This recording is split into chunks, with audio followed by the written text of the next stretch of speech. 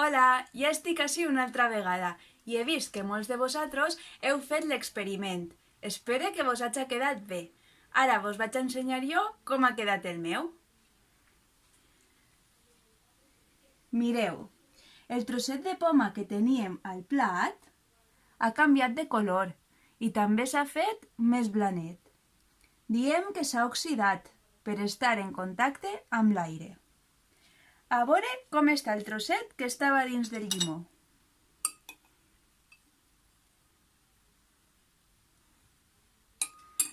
Ai, este encara té bon color. Sabeu per què? Perquè el llimó, que porta àcid cítric, l'ha protegit.